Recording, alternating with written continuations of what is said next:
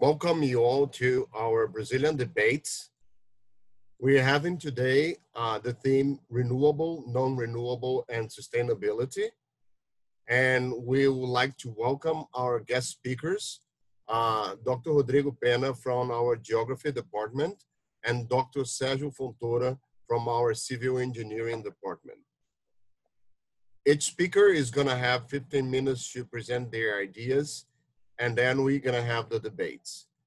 Please, we ask you that you remain silent with your mics mute and with no video if possible. And we also ask you to send your questions through the chat. I'll be handling them, and we will present your questions to the speakers at the end of the presentation.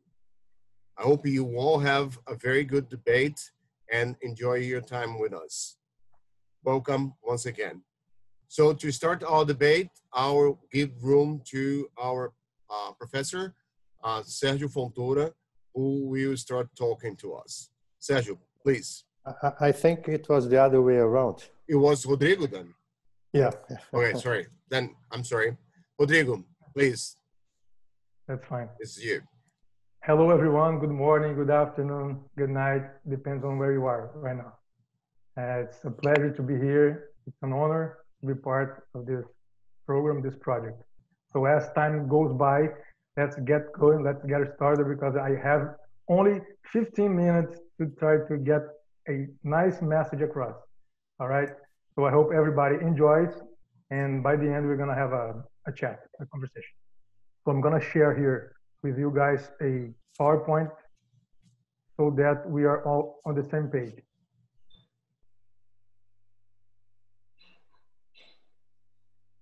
I couldn't help but say that I come from a background in ecology and anthropology.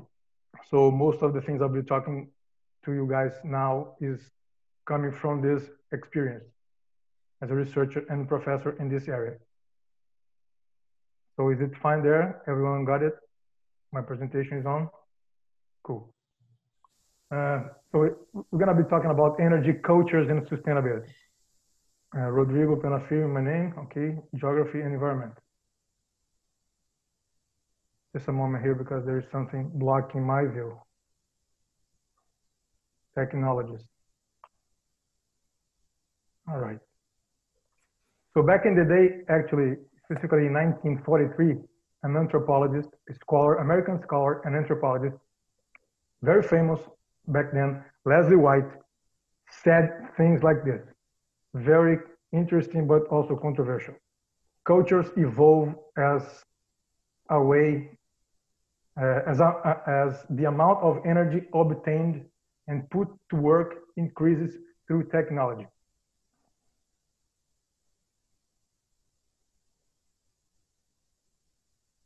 Obviously, he has been, ever since, heavily criticized for being somewhat techno-deterministic. Actually, he didn't mean that everything boils down to explaining a culture or a society. Everything boils down to energy.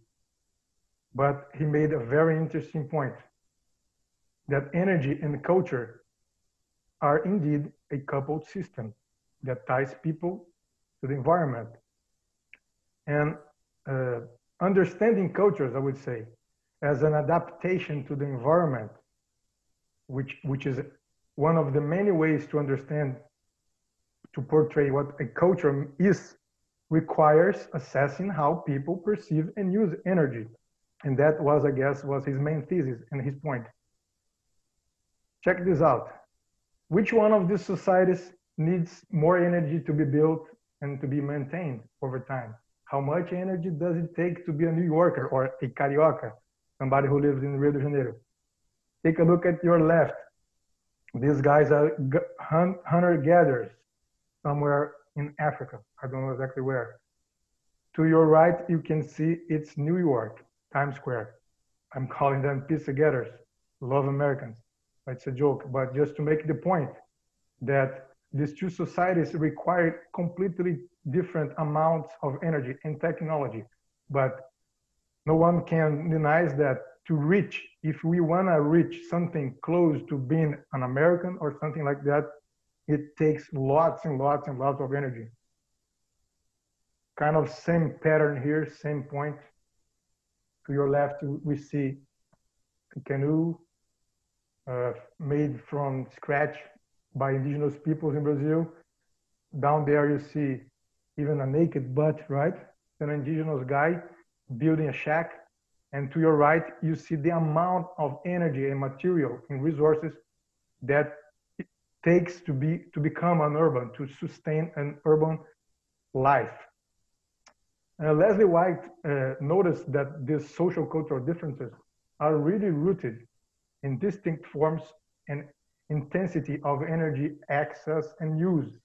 Again, he never said that it is all about energy. You cannot explain a culture as a product, a outcome of energy only, but there is a strong relation. There is a strong correlation, I would say.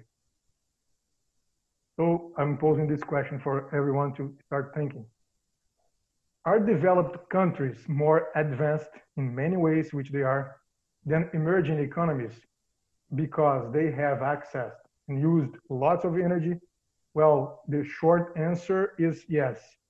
Yes, there is a strong correlation. To become a developed country requires using lots and lots of energy. Check this out. It's very interesting. On your top right, you see like a bunch of, let's say, developed, rich countries. Down to your left, we see the poorest of these countries. And this chart is kind of trying to depict the correlation or the relation between a social parameter, social progress index, which is a bunch of things together, combined together, against energy use per capita, which means that there is a relation, clear relation between countries which provide health, mobility, transportation, access to education, lots of things that we might call modernity that depend directly on huge amounts of energy. Where does this energy come from? Does it come from renewables? Is it possible? So it's a takeaway message so far. Becoming developed means using lots of energy over time. No doubt about it. Countries stuck in poverty will only come out when they access cheap and reliable energy as well. But we are facing a dilemma. On the one hand, let's say indigenous people in Brazil, if they really are a role model for how we should live sustainability, then urban people in developed nations must degrow radically in order to behave and look like traditional people, the rural poor and so on. But it turns out that most people, including myself, want to go back to nature driving an SUV. What to do then? Again, there's something blocking my view here. Right. On the other hand, if indigenous people and the rural poor want to become like us, including myself, industrialized, urban, and so on, will there be room for every person on earth to join modernity? Would it be fair to even think about preventing developing nations from using oil, coal, and so on, if they want to achieve that level of development? Will renewable provide a way out of poverty and keep the rich nations going rich? Well, to finish really by saying that it's a great challenge for all of us to not only overcome this dilemma, but to figure that out. I believe there are two pathways to sustainability and lots of things in between. But there are two, let's put it this way, two extreme positions, two extreme possibilities, which are pretty much what I have said previously.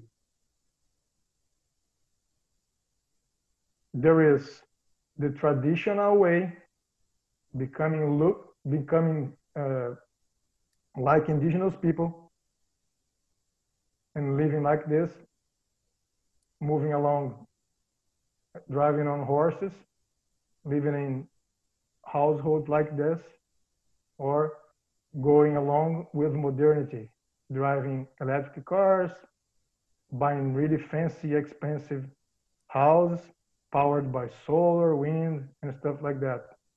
Are these two models compatible? Because it looks like there is a big contradiction right there.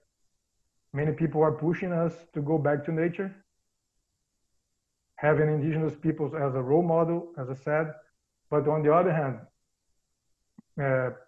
mostly people living in already developed countries which have used lots and lots of oil, coal, and stuff like that, are now pushing us towards this kind of development, this kind of sustainable development.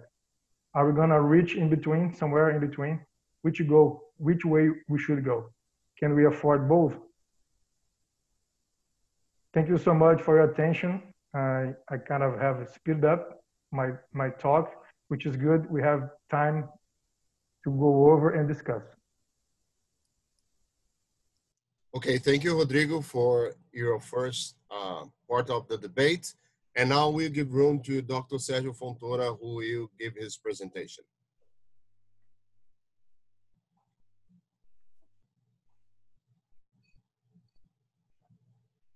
Okay, now I'm sharing the screen. I just wanted to check out if it's being seen by. It's okay, you. yes. Yes, okay. Okay, so first of all, it's a pleasure to be here today.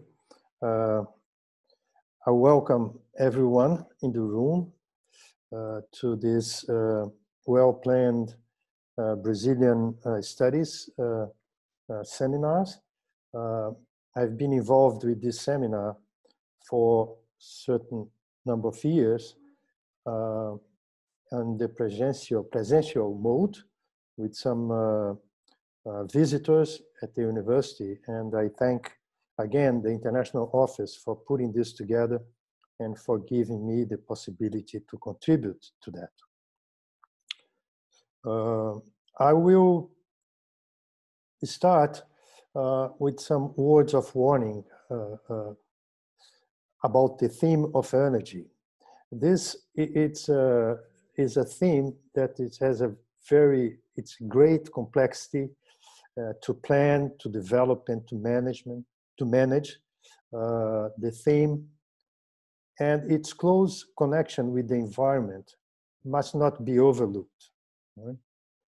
And this area, it's very hard sometimes to discuss because it's an area prone to many conflicts of interest. Sometimes we get into emotional discussions, and that precludes a clear view about the subject. And just to give you one example, this morning, it is in the Brazilian newspaper that the US ambassador in Brazil is asking the government to cut all the taxes for the ethanol that is imported from the US. And not only that, he's asking for increasing the imports by the Brazilian state. So we are seeing this already, some people giving some words of resistance to that. So everything that relates to energy may become not only economical, but political at the same time.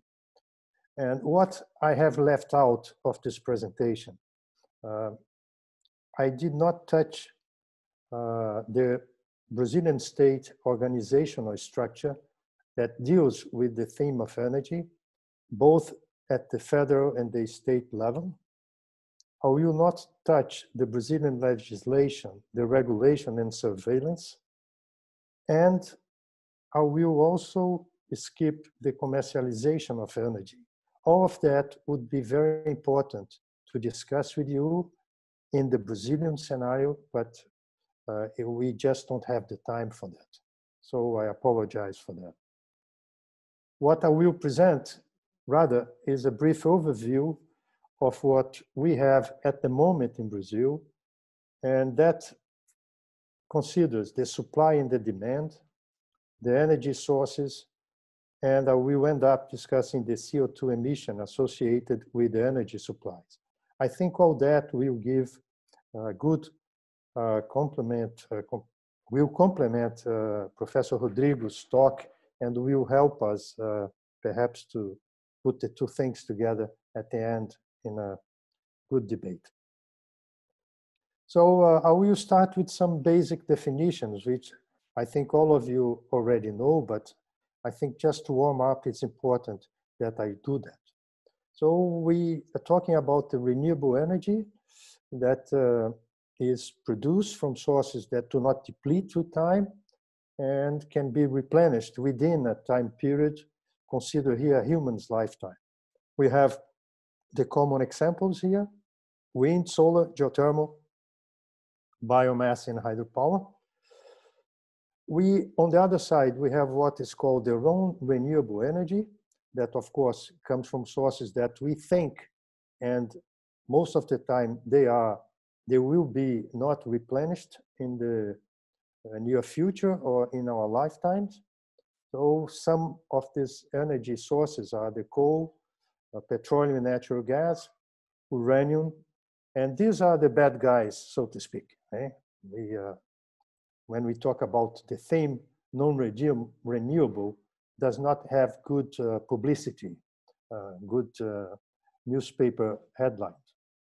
And of course, at the end, we have the sustainability, the concept that was brought again nicely by Rodrigo, and includes that we have to take care of this development, but making sure that we don't compromise the future.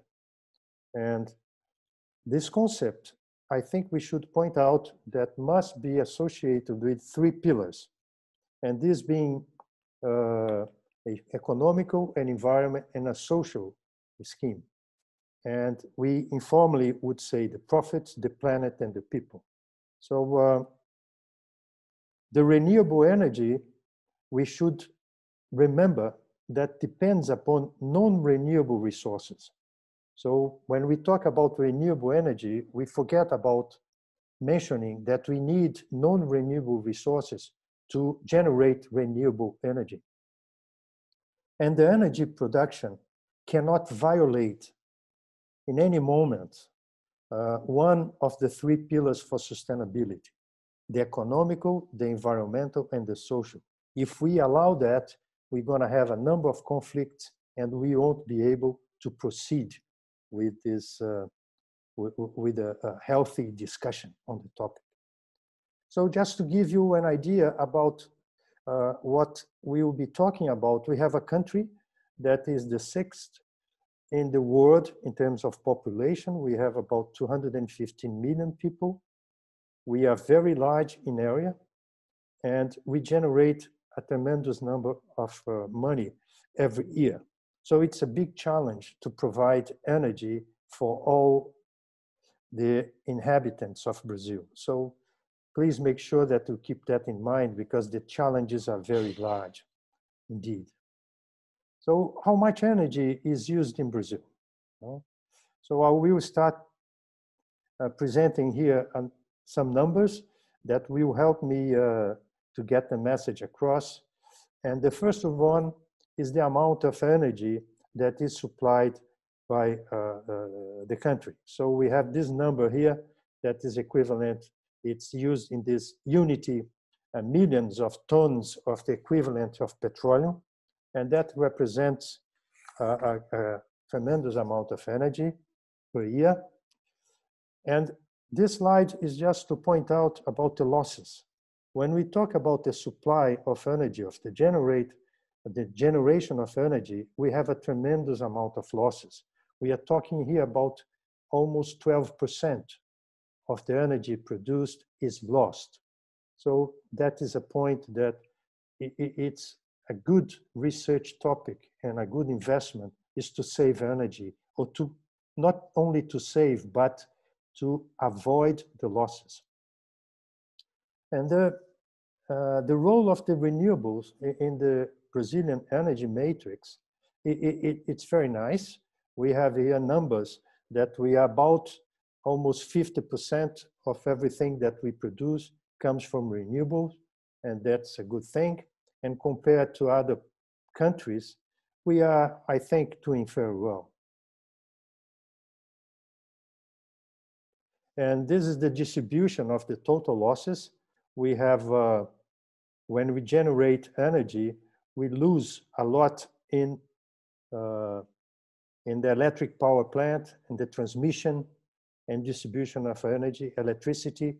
So that's the places we should invest, and that needs better materials and better techniques.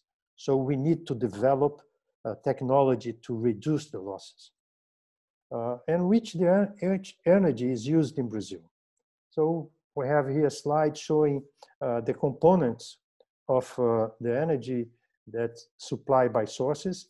We have the renewables and the non-renewables, and we have biomass, we have wood, hydropower, wind and solar.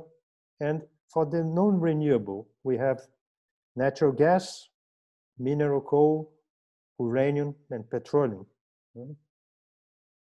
And how are they shared? For this wind and power and solar, the share is still very low. This year, it is 7% for this type of wind, solar, biogas. Okay? But the main point is that hydropower is the biggest producer that makes the renewable a large amount of sources for the energy in Brazil. Right? So this is the internal supply of energy in terms of the total amount. So for the sugarcane, hydropower, other renewables and non-renewables, petroleum, natural gas, coal, and uranium. So these numbers give you, the importance of all these items in the matrix of the energy. And just for give you an idea, our refineries in Brazil, they are prepared to produce from each oil barrel, we are prepared to produce 40% of diesel, 18% of gasoline, 14% of combustible fuel, the natural liquid gas, 8%, the naphtha, and the aviation fuel and other products. So if we want or not, every barrel in Brazil produces that. Okay? And it's very difficult to change this relative percentage. We have to change the refinery to do that. And that will become important later.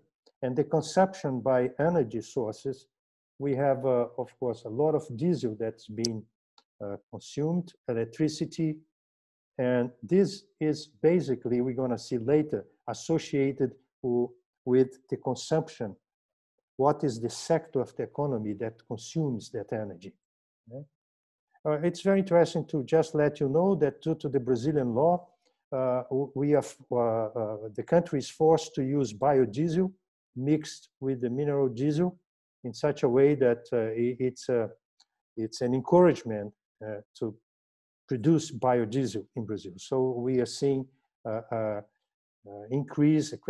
constant increase in the production of biodiesel due to the transportation. And these are the places in Brazil we have the production of the biodiesel. It's in certain areas, especially in this area here, in the central, what we call the central west of Brazil, that is the largest production of biodiesel.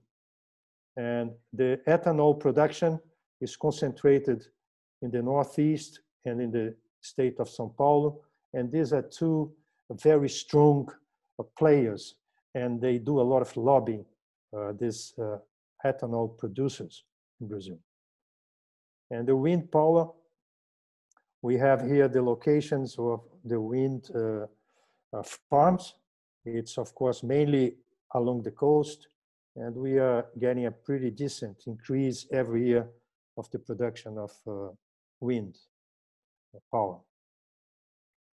And who and what are the users of energy in Brazil? So that's by sector. We have the transportation taking about 30% of the energy produced in Brazil goes to transportation, 30% to the industry.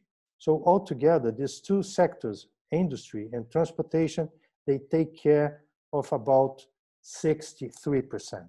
That's a tremendous amount of energy that goes to these two sectors only. So we have here the breakdown of these numbers in the industry. I won't save of the time, just show that to you, indicating the contribution. In transport, that's very important because renewables in transport is very low, is still 25%. And that's basically going to mixing ethanol with our gasoline for light cars and the biodiesel, the diesel for the heavy transport. Right? And you can see here that biodiesel is still 4.5%, ethanol 20%. So these two added up is what we have as renewable in the transport. Of course, we can do better than that. And of course, it would be very nice if we could increase them, right? So that's just to show the contribution of the ethanol in the transport due to the Brazilian law. We can mix ethanol with gasoline, and we can also have cars running only on ethanol, and also mix the biodiesel with the diesel for the trucks.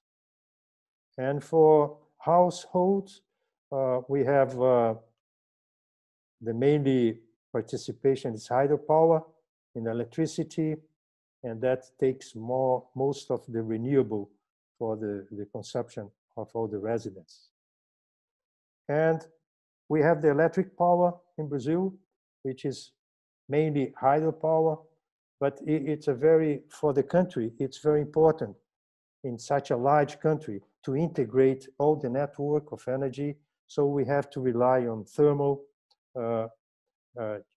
electricity generated by thermal power, and that helps control the energy supply in all over the country. So it's a big challenge, and we cannot make at this moment, we cannot let go the thermal power plants in Brazil. So this is the matrix of the Brazilian electric energy, and you can see hydropower takes most of it, still about 65% of our electric energy generated. So renewables in the electric energy sector is very good. We are talking about 83% in Brazil as compared to the percentage in other parts of the world. Wind power generation is increasing a lot. You can see in this plot, is taking over nuclear and biomass, and is still lots of room for increase. And the thermoelectric, as I said, is very important, and I don't see this reducing its importance due to the reason I just said. It's such a large country that we have to make sure that we balance all the network for distributing energy all over the country. And to end up, I would like to call up the attention for the CO2 emission associated with the energy supply and consumption. And this is the amount of CO2 that we produce. And if we consider transportation, it's producing most of our CO2 comes from transportation. And I think we could do better than that, reducing this emission. And from these other sectors, we have services and mainly the agribusiness.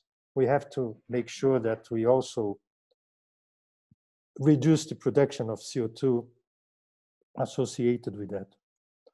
And the emission per capita in Brazil is compared to other countries. We are still in the low range compared to this European Union, China, and the US. If we compare the CO2 emitted by the energy supplied, again, we are not doing very badly, we are doing well. And to summarize and to make our final comments, first of all, I apologize for running through all these concepts, but it's for the sake of time, could not be different. So I would say that it's fair to say that Brazil has a well-balanced energy matrix compared to most countries. Renewable sources are seeing a welcome increase in its participation. And we must increase the participation of renewables in transportation. That will give us a fair share of, say, reducing the use of non-renewables in the energy. Fuel for transportation takes most of the non-renewable, and at this moment, we cannot do without that. Right? And we tend to blame the petroleum industry for being the bad guys, but in Brazil, it would be very difficult because oil is used intensively for petrochemical industry, and most of the things from the petrochemical industry go into agriculture, plastic production. Everything a society needs comes from oil derivatives. And as final comments, I would say that we have other issues related to sustainability, that is the water and air quality, that we should take a look at that. We should reduce the losses, and if we do so, we are going to have more energy to supply to people, and we should save as much energy as possible. And we have to change habits. Rodrigo mentioned something about that. We can pursue on that later on. And again, thank you very much. I think I did not went aboard my time. If I did, I apologize. So thank you very much. Thank you, Sergio. It was a good presentation. So I would like to invite Rodrigo then to make his question or his comment onto Sergio's presentation.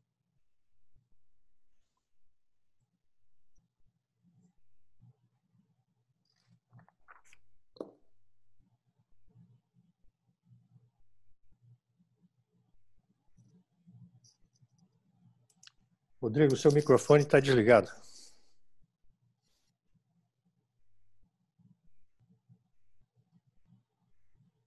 Sorry, my bad, technology. So thank you, Sergio, for bringing up such an interesting topic and giving us a very nice, framework for us to start understanding this very complex picture. But I just want to narrow down and ask you if you would just kind of give us your thought on two things. For me, it has always called my attention, despite any other concerns with the too much reliance on fossil fuels. A big thing for me, putting on the side all the pollution problem, is the fact that you mentioned right in the beginning that non-renewables back up renewables, right? Non-renewables depend on,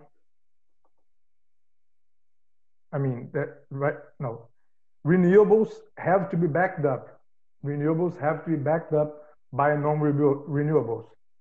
And what is the main problem with non-renewables? They are non-renewables. Once we run out of oil, we run out of oil.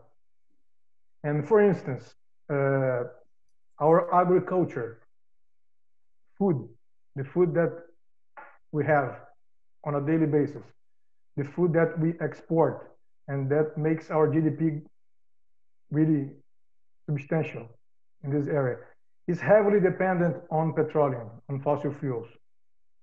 Once we are done. It's over. There is no oil, no cheap oil. How we go about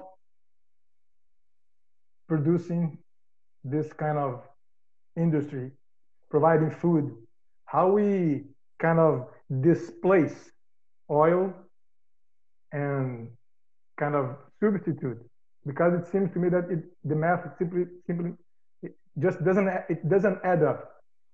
We are not capable of providing the same amount of energy that we use today based on oil, coal, and so on with renewables. It's just impossible. Once we run out of oil, it's over.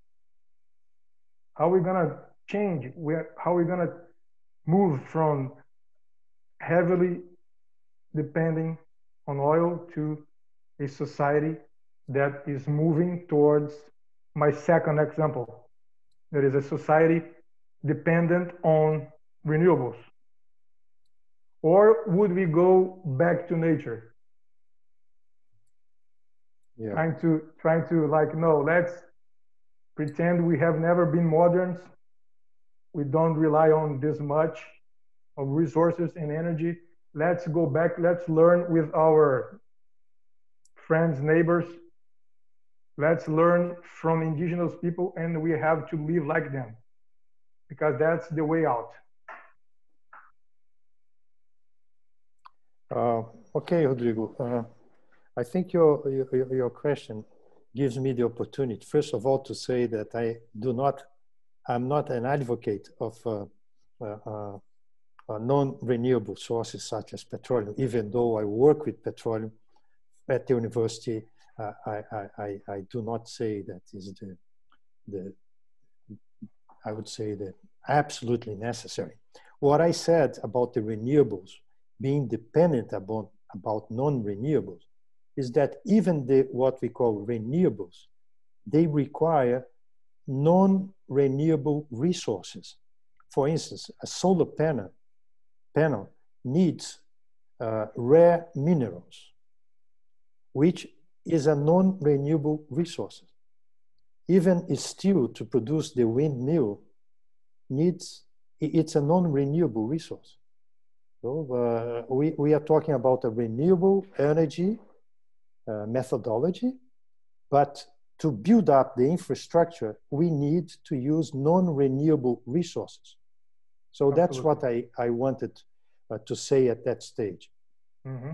And regarding the usage of petroleum, which is considered to be the largest provider of energy, say in the Brazilian case, each barrel of petroleum, it's more or less generates about 60 to 70% for energy.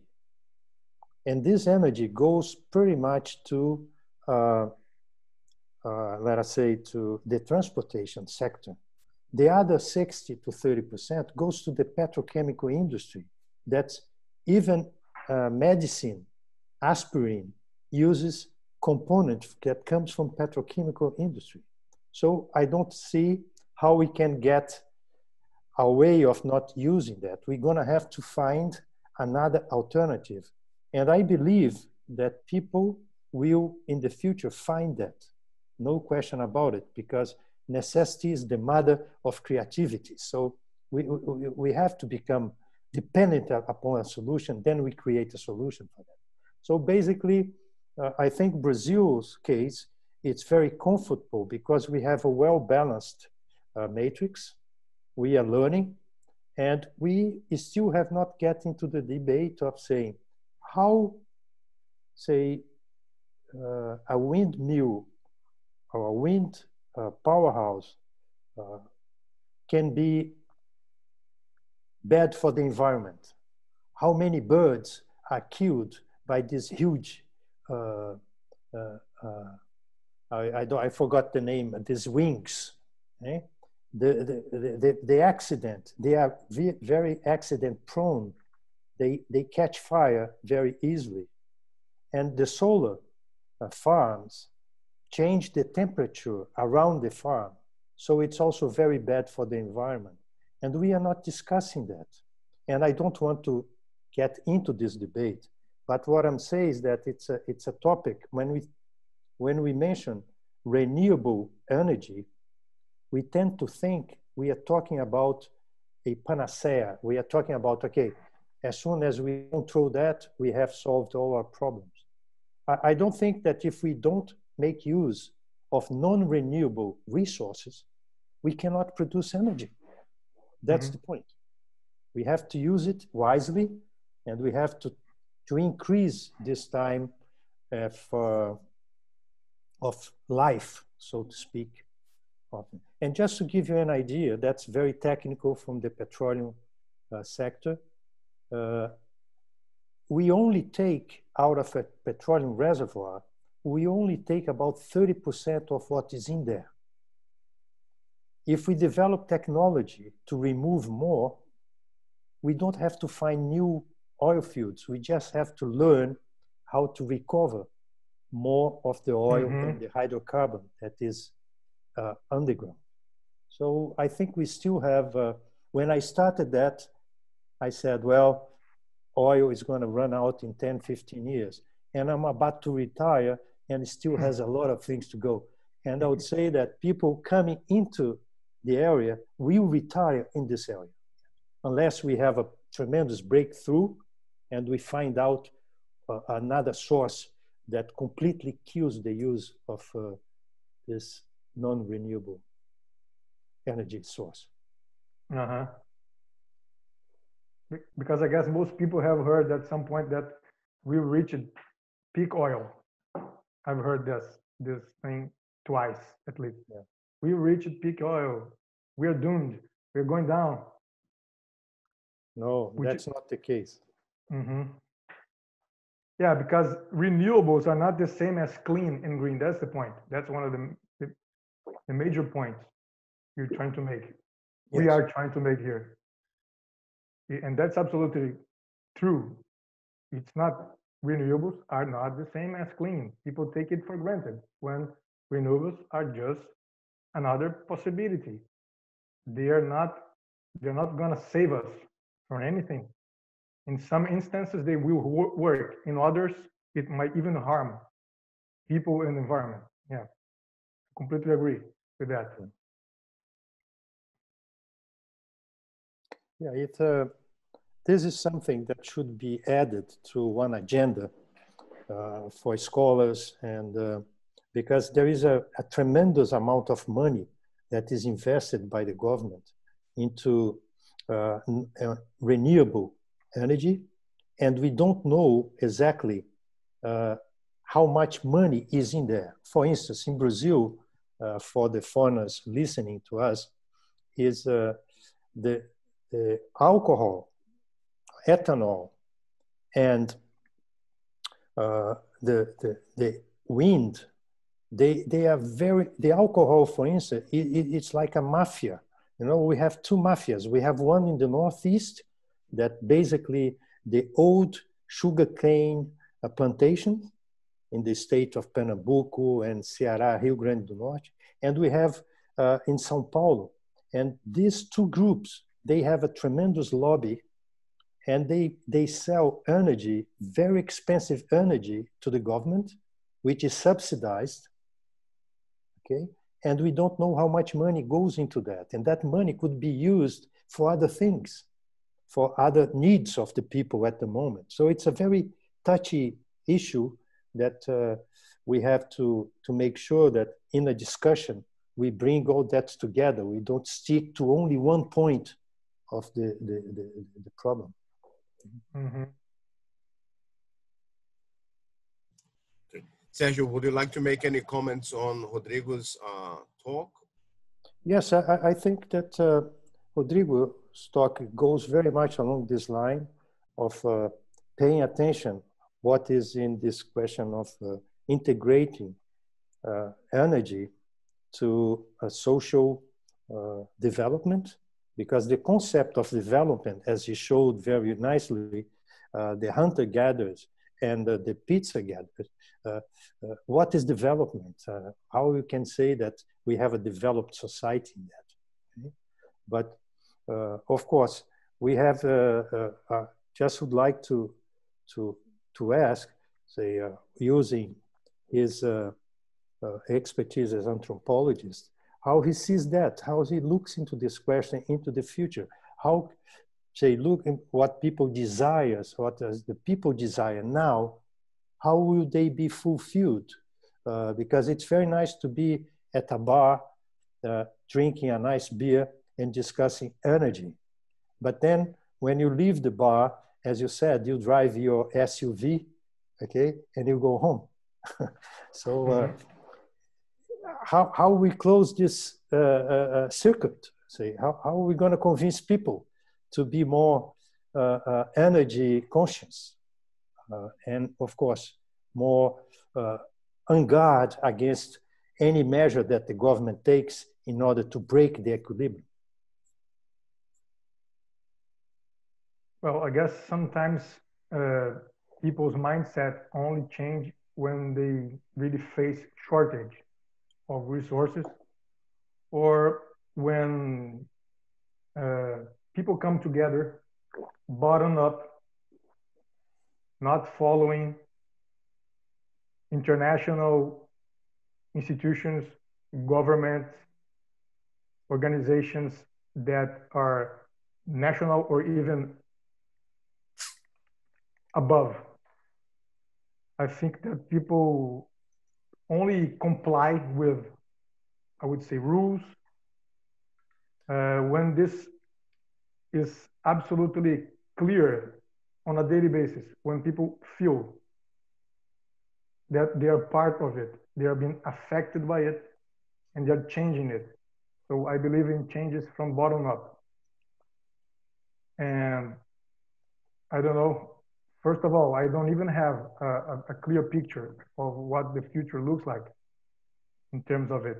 And I only think that this two extremely different possibilities of development towards sustainability are both utopians, because we cannot bring all people in the world to follow one as opposed to another. As I said, we cannot go back, I would say. It's not go back, right? But live like indigenous, traditional people. It also takes up lots and lots of land. It takes knowledge. It takes a different set of cultural values, ways of behaving, living, that we simply lack.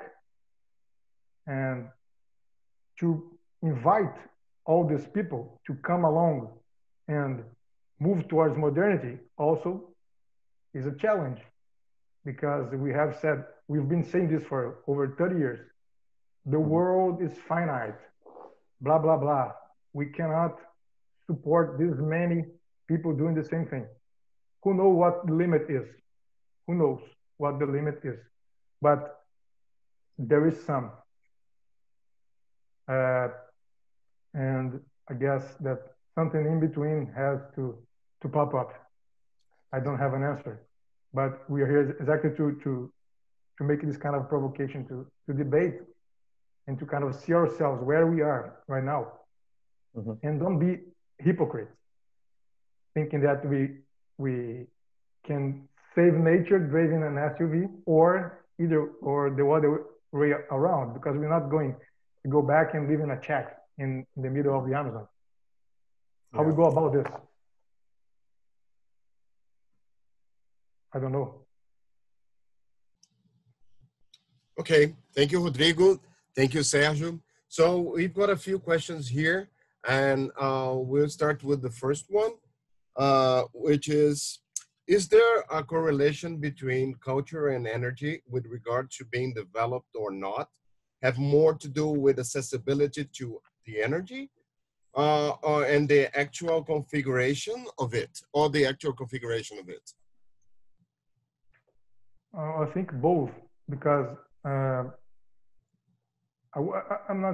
cannot say that most people, but a great, I would say, a vast majority, perhaps the vast majority of people living in poverty want to have access to clean water, to energy, cheap energy, reliable.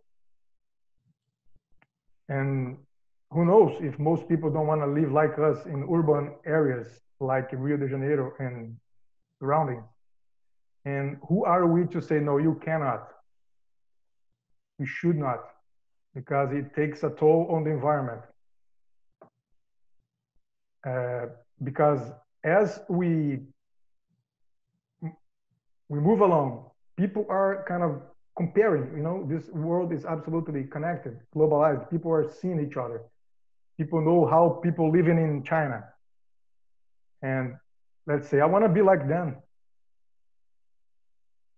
And it takes energy.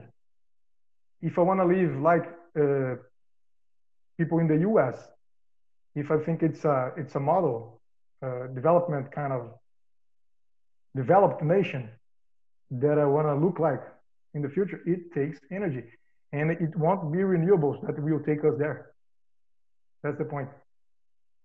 There's no way. Okay, thank you, Rodrigo. And the other question is, why or where are the challenges to integrate different energy sources for Brazil? I think I will take that first, Rodrigo, then you can step in later. I think we have some technical difficulties, first of all. For instance, in the electric system, we have to integrate the sources such as solar, the wind, with hydro, and we have to cross the whole country. And we have to put thermal power in one point of the network. And it's very difficult when we have shortage, say, of hydropower in one area of Brazil, and we have to provide the energy from other sources.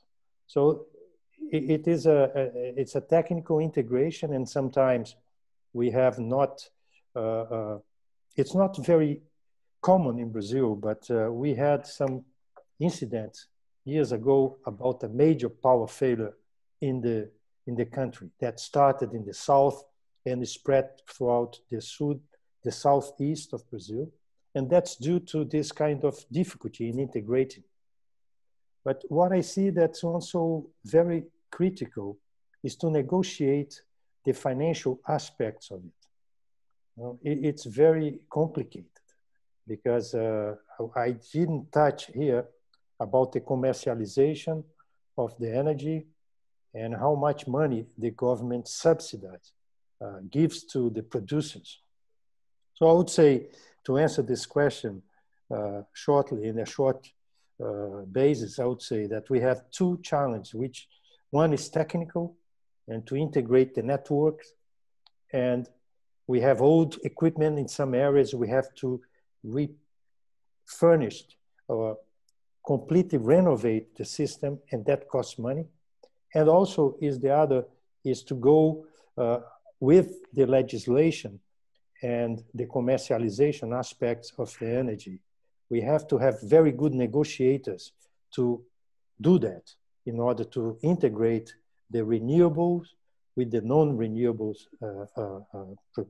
energy sources producing. Would you like to make a comment on that as well, or you fine with what Sergio just said? Well, I'll go along with what he just said, and I'm not really knowledgeable of this topic. And another question was, is there enough investment in Brazil for renewable energy? I will take that first, then Rodrigo can step in. Yes, there is a lot of money being invested in renewables. And as I said before, say the sugarcane plantation in Brazil, they take a lot of this investment because they are public funds going to basically a number of families.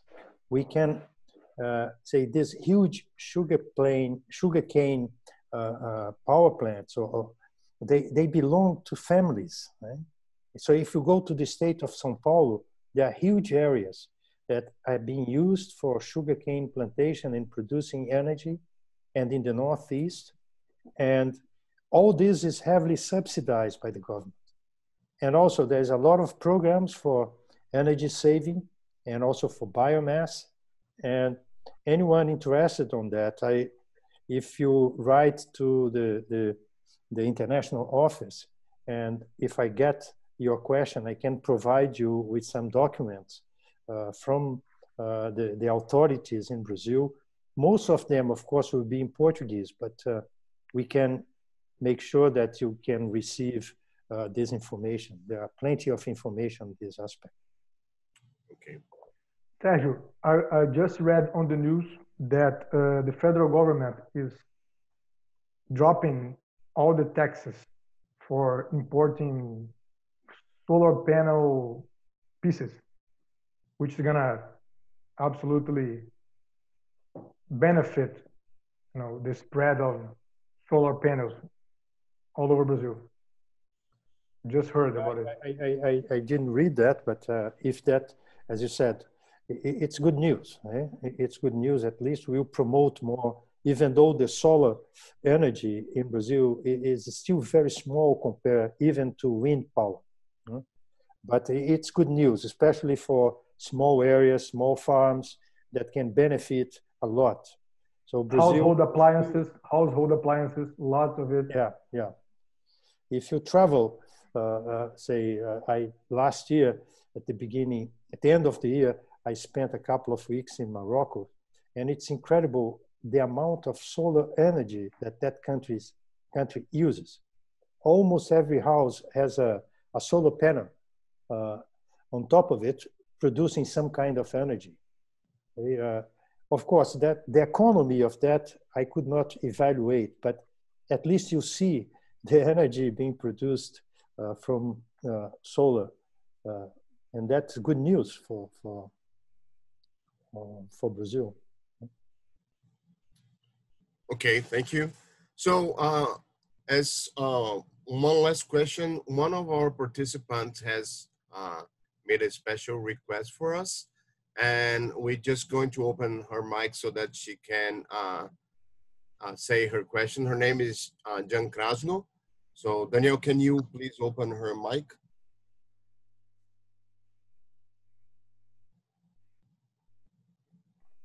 Jean, can you ask your question, please? All right, I think I'm unmuted. So you may wonder, who is this person?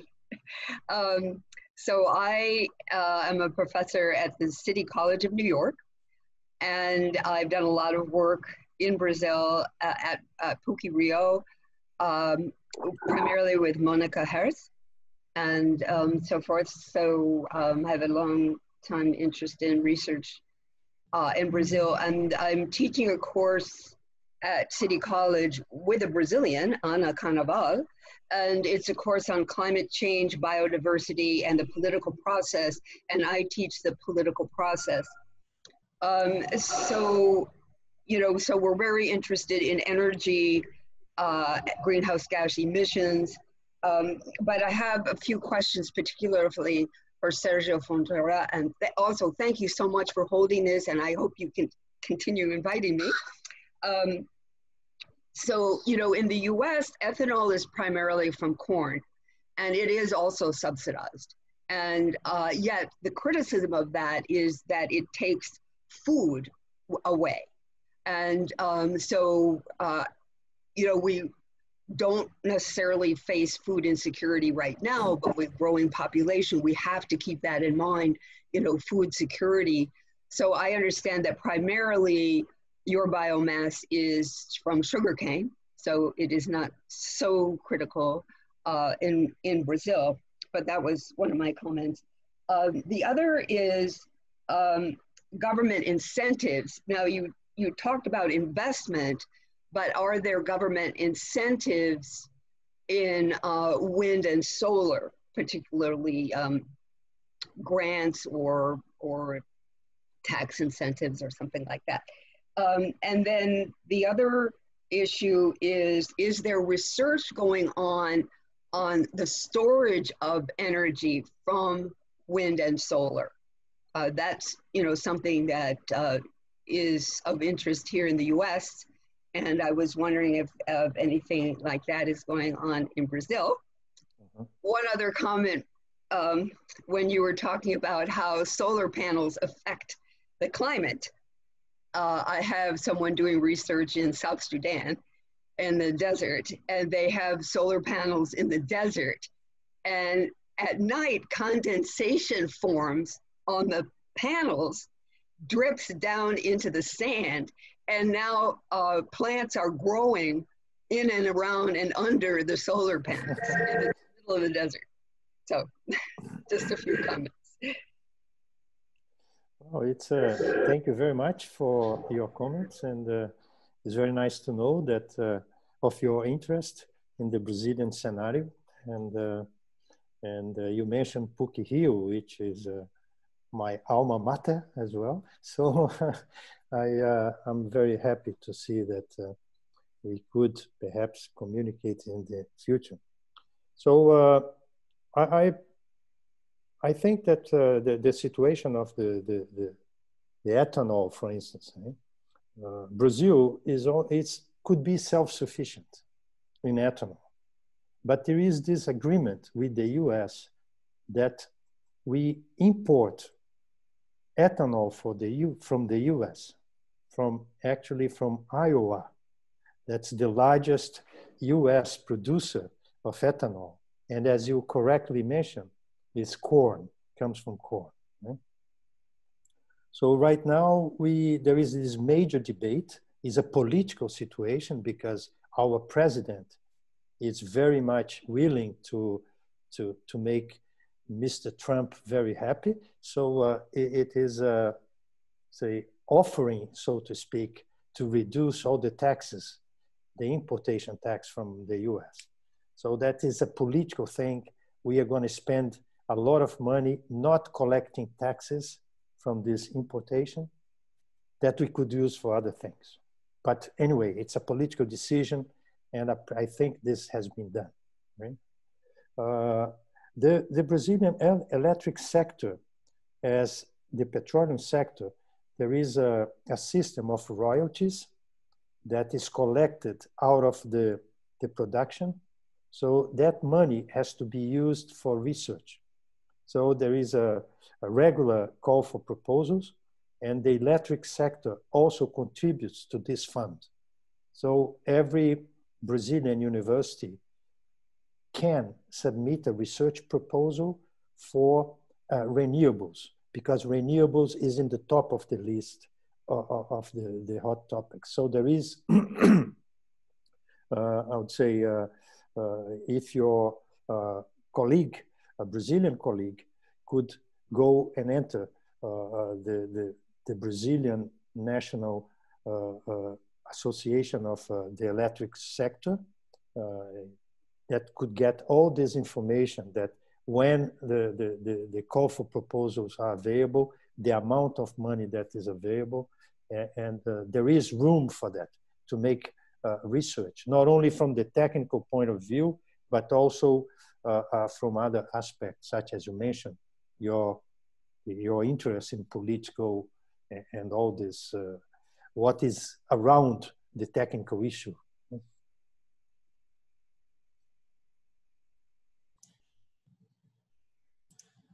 Okay, so I'm afraid we have run out of time, and we'd like to thank both Sergio and Rodrigo for this brilliant debate with so many ideas.